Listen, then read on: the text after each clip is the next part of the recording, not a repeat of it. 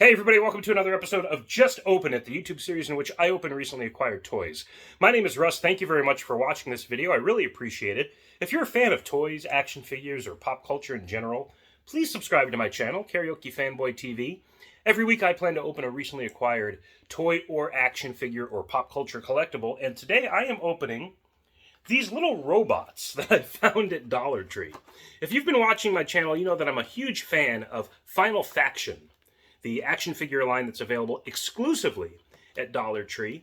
They're so well articulated and obviously very affordable considering where they're available. And with that innovation in mind, I saw these figures recently. I think I actually heard about them from fellow Final Faction fans. Say that 5 times fast. I think I heard about them on Instagram. And so when I saw them looking at Final Faction stuff, I just snatched them up. I found all 3 colors pretty easily. I don't know if there's one color that's more collectible than the other, more rare, if these are packaged differently, shipped differently, proportion-wise. I just found all 3 pretty easily, and I figured I'd buy them all because they are all different, not just different colors, but different sculpts. So I'd like to see if they're as cool, as functional, as playable toys, and if they just have the same general appeal as Final Faction. It's not the Final Faction brand. They were just alongside the Final Faction toys. And you can see it's very much more discount toy than Final Faction. I should have grabbed a Final Faction figure to compare, but you could watch one of my videos about those toys to see how the packaging is elaborate and original designs, and it's got character descriptions and a little summary about the Final Faction universe in general and their story. These are just robots. There's no story here. Who's a good guy, who's a bad guy? That's up to your imagination. As a kid that's buying these to play with, or as an adult collector that's putting them on display, they just kind of look cool. And so I want to see if they have the same, kind of weight and value that I find in the Final Faction figures. So I'm going to open them all up right now. And I'm going to start with my favorite color, red. And see if it's cool. Ripping it open, they come with 2 weapons. Again, these are $1.25 a piece. And when you think about the kind of toys that were available at one time at Dollar Tree, I don't know if you remember or if you ever looked, but we're talking about these like really generic plastic ninjas with hollow bodies, and they can break super easily. They were little army guys at one point too that the paint was splotchy, just factory produced, pumping them out by the thousands, if not even the millions, right? That's why when I saw Final Faction at first, I kind of dismissed it because I didn't take a close look. I thought they were of that same caliber as just the cheap army or firefighter guys that you see at Dollar Tree. But no, when you look at a Final Faction figure, and you don't have to look at it long, you just realize that it's a step above. It's many steps above all that. And so now with these robots, I'm already feeling multiple points of articulation here in the leg, the hip, the knee, the feet. Now, articulation means that they're moving, but not like, okay, there we go, a little bit, but not like I could do a full 90-degree bend here with the knee. At least it feels like the figure might give and break, so I'm not going to push it. And it's interesting that you have that at the knee, but not at the elbow here.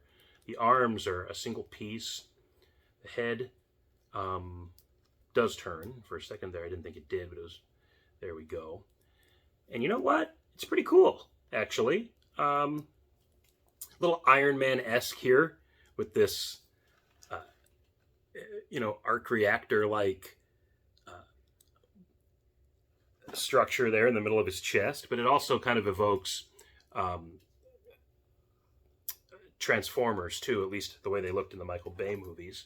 Now let's see. He's got this gun. This is heavy. This is not cheap. This is a heavy piece of plastic here. So that's pretty cool. And then he's got this other thing too, which based on that peg, he holds it like that. So I'm not even sure what that's supposed to be.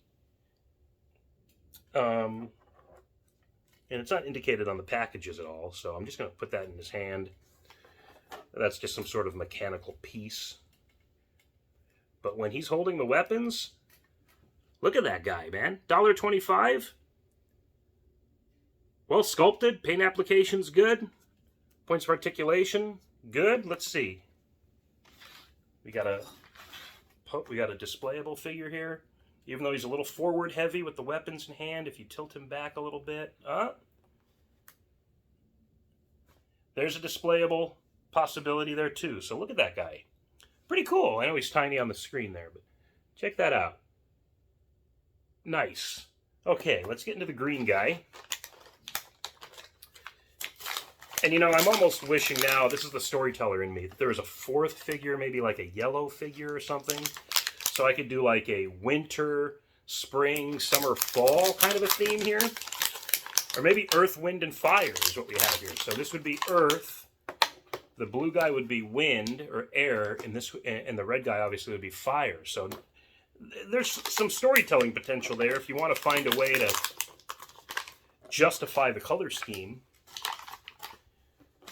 The green guy is, you know, same points of articulation as the red guy. Oh, they have these packs too, I've realized, with holes there. So that would be like for weapons storage. Whoever's building these toys, whoever's designing these, they're really thinking about this kind of displayable potential here with these. Keeping everything together. All the weapons are on the figure. Final Faction's the same way. You could have the weapons on the figure, whether they're in hand or not. And I really appreciate that, because I got a bucket of loose weapons from figures like this. They either can't hold them, or it's not practical to display them with them. And this is just that kind of thing where, yeah, you can pop the weapons in the back there and keep the figure together, and it's all good. Okay, so the legs on this guy are a little more loose than the red one. He feels a little less, you know, it's a little wobbly here. But $1.25, what am I expecting? Look at this. Look at the application here. Look at the detail on the face. It's almost Kirby-esque in the design here. And I'm wondering how well he's going to stand, because everything feels so loose. But there it is with very little effort. Not a super cool look yet, but you can see the weapons. This one looks a little bit more like a gun versus this kind of random thing here that doesn't have like a place where it would shoot from or anything. So maybe that's more of a blade, and I'm overthinking it. That's like a blade. Okay, so I'm going to say we have earth, we have fire. Let's complete the trinity with wind here, air.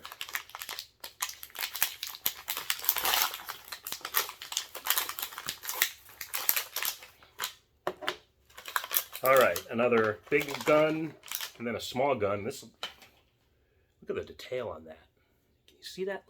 Look at the needless detail on that. If you could see that, it's just cool. They're really caring about the product for $1.25. Okay, so this guy kind of strikes me as a Power Rangers archetype here, because there's something that could be interpreted anyway as kind of a beast or an animal structure there on his chest. But you know what I'm going to say? That just plays right into my air or wind interpretation of these color schemes, and truly makes him the elemental they make the elemental brethren, is what it makes these guys, what I'm trying to say here.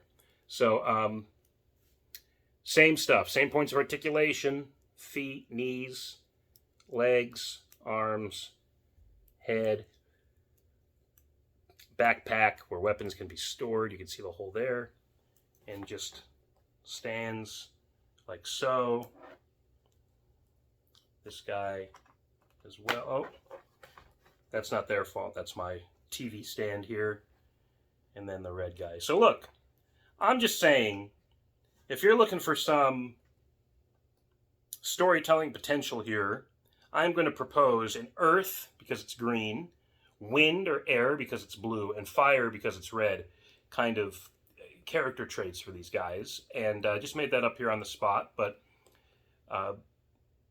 add some relevance, storytelling potential, rivalry, camaraderie, however you want to interpret that. But these are little robots that were available at Dollar Tree. $1.25 each. you know, $250, $375 plus tax, $5 total, and you have 3 robots that your kids can play with, or that you can display alongside your G.I. Joe or Final Faction guys of this proportion, of this height. And I just think they're very cool. They come with 2 weapons apiece. Considering I just opened a Batman from McFarlane Toys, from Batman Returns, if you've watched that video, he didn't come with any weapons. He came with alternate hands and a stand, but as far as playability goes, no accessories whatsoever. 2 guns apiece here for a significantly lower fraction of the price of that Batman. And the sculpts, considering what these guys are there. The paint application is there. These are viable, actual, legitimate toys that would be just as in place or at home on a peg at Walmart or Target or a mainstream kind of retail store, big box store, as they are at a discount store like Dollar Tree. So I can't assert enough that they're doing some good things there when it comes to affordable, available toys for kids that are just looking to have some imaginative play, which is what action figures were to me as a kid. The role they played in my life, kind of instilling the importance of storytelling and imagination. You can see when I opened these, I immediately thought of something these guys can do as far as the Earth, Wind, and Fire thing. That comes from playing with action figures. Right alongside reading comic books, these characters were so important and significant to me as far as instilling a sense of right and wrong, good and bad, right? At least from a storytelling or a mythological perspective. And Dollar Tree is holding up its end of the deal as far as putting out these toys. And again, I just tip my hat to them. It's very cool. Speaking of comics, I make some. I make my own mini comics and zines. And you can follow me on Instagram at AmazingAZComics if you'd like to find out more about that.